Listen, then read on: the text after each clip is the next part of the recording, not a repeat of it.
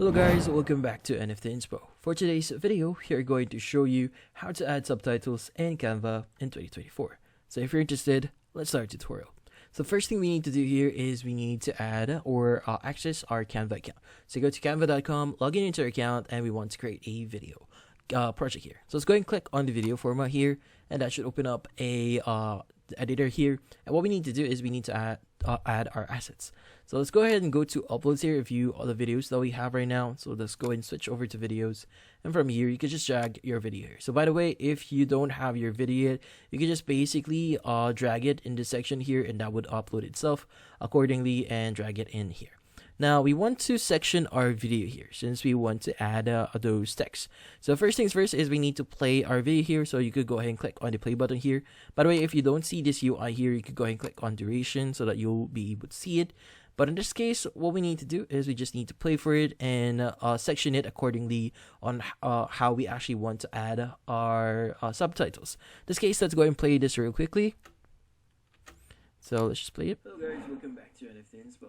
For today's video, we're going to show you. So in this case, we want to cut that in the specific section. So let's go ahead and right click on this section here, click on split page.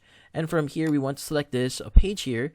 And from here, we need to go to text. Now from here, we need to choose the according the text that we want to use. So maybe I want to use this one. Let's drag it in here.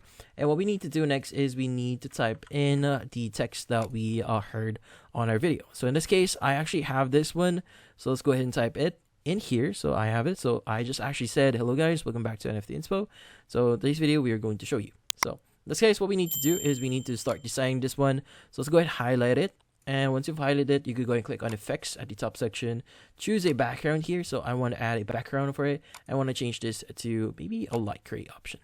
Now, once we've done that, we could go ahead and just go back into the section here, and you could even change the transparency of it if you want to.